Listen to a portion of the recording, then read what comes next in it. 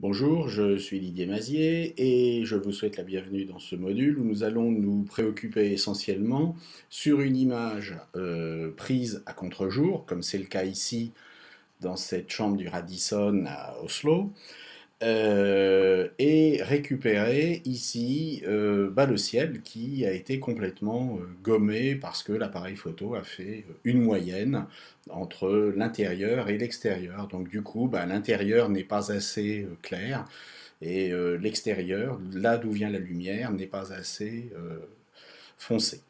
Alors, première chose, quand vous êtes dans Photoshop et que vous ouvrez une image de ce type avec caméra RAW, vous avez en bas ouvrir une image. Si vous appuyez sur la touche Alt, vous aurez ouvrir une copie, vous n'abîmerez pas ainsi l'image originale.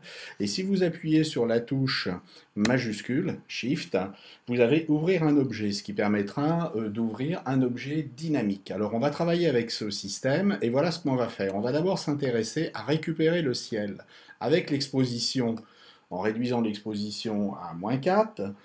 On va pouvoir récupérer peut-être autour d'une cinquantaine de niveaux. Voilà, de manière à récupérer un petit peu des tons clairs dans les nuages. Et puis nous allons également assombrir peut-être un petit peu les noirs, encore que ça, c'est pas forcément nécessaire. Alors une fois que cette opération a été faite, nous allons appuyer sur la touche majuscule et nous allons ouvrir un objet dynamique. Nous avons donc notre image qui est complètement assombrie, donc le ciel est magnifique, mais malheureusement on ne voit plus la ville et on ne voit plus les personnages centraux, même si on trouve que c'est super de les avoir avec un fort contre-jour. Cet objet dynamique, nous pouvons le dupliquer, mais nous n'allons pas dupliquer le calque. Si nous dupliquons le calque, lorsqu'on fera une modification sur l'un, elle se répercutera sur l'autre. Ce que nous allons faire, c'est faire un nouvel objet dynamique par copier, ce qui fait que le nouvel objet dynamique qui a été créé est totalement indépendant du précédent. On va pouvoir faire des modifications sur ce calque ou sur ce calque-là, sans que ça n'affecte l'autre. Alors, comme c'est un objet dynamique, en double-cliquant sur le calque du dessous, on va récupérer notre image dans Caméra RAW. Et là, on va partir sur une exposition normale et une récupération également normale et des noirs, par exemple, normaux. Voilà. Et donc là, vous voyez qu'on a récupéré ici notre image centrale. On pourrait éventuellement s'amuser, si c'était nécessaire, à éclaircir cette image, mais bon, comme c'est une photo qui a été prise avec vraisemblablement un téléphone portable, on n'a pas quelque chose de fantastique, donc c'est très bien qu'il reste à contre-jour. Et on va ouvrir cette image. Nous avons donc maintenant deux images, l'image avec le ciel, le premier plan n'est pas visible, et l'image avec le premier plan, et le ciel n'est pas bon, donc nous allons voir comment combiner ces deux images très rapidement. Alors pour combiner ces deux images, très simplement, nous allons ajouter un masque de fusion. Donc vous voyez en bas ici, je vais cliquer sur l'icône Ajouter un masque de fusion. Je vais le faire en appuyant sur la touche Alt. Comme ça, il va ajouter un masque qui masque la totalité, c'est-à-dire qu'il a appliqué, il a rempli avec du noir. Alors il suffit maintenant de prendre un pinceau, de prendre la couleur blanche et puis d'aller peindre sur ce pochoir. Et là où je peindrai en blanc, on fera apparaître ce qui est sur cette image. Et là où c'est en noir, ce qui est sur le premier calque n'apparaîtra pas. Et donc par conséquent, on verra ce qui est sur le calque du dessous. Pour l'instant, tout est noir. On ne voit donc que le calque du dessous. Ça ne fait aucune différence si je clique sur l'œil ou pas. Alors avec ce pinceau, on peut travailler avec une opacité maximum, mais on pourra également travailler avec une opacité et un flux, en particulier si vous travaillez avec un stylet, une tablette graphique, qui n'est pas forcément à 100%. Alors on va commencer à 100% avec du blanc, et puis il suffit de faire remonter le ciel.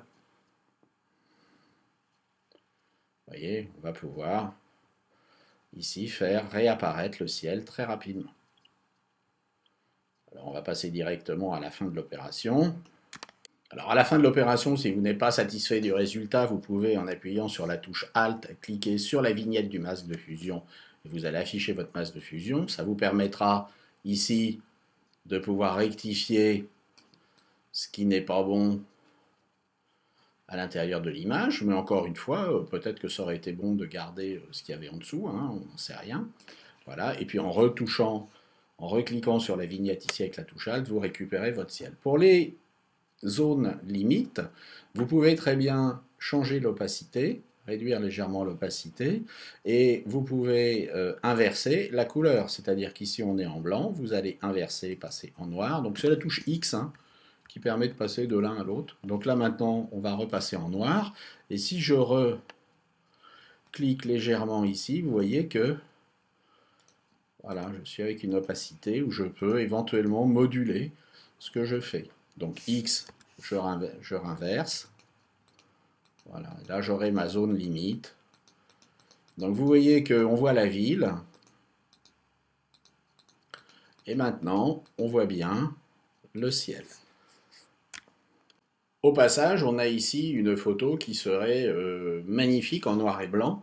Donc il est possible, par-dessus tout ça, d'aller ajouter ici un filtre de noir et blanc qui va nous permettre ensuite de pouvoir gérer ce qu'on veut au niveau des différents canaux de couleurs. C'est-à-dire que le ciel sera composé essentiellement de bleu, de cyan, voilà, et un peu de magenta. Donc on peut densifier un petit peu comme ça le ciel si on le souhaite, légèrement. Et vous voyez qu'on obtiendra quelque chose. Vous remarquez ici également qu'on avait le reflet, mais ça c'est pas dû à notre mauvaise action avec le pinceau, simplement il y a un reflet dans cette vitre. On pourrait ici assombrir ce reflet. Donc là il suffirait d'avoir la touche blanche et puis d'aller assombrir légèrement ici de manière à faire sauter le reflet, sachant que vous savez, il n'y a pas une seule image qui soit vraiment vraie.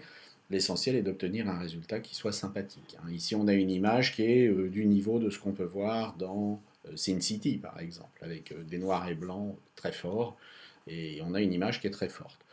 Éventuellement, on peut envisager un petit recadrage sur cette image qui permettrait de renforcer. Alors, on peut travailler avec la règle des tiers, et on va voir avec la règle des tiers. Donc, vous voyez qu'ici, si je resserre légèrement dans un sens ou dans l'autre, on va pouvoir arriver à positionner des choses importantes qui vont se situer naturellement plutôt ici. Voilà, maintenant le ciel peut être intéressant. On pourra envisager quelque chose de vertical.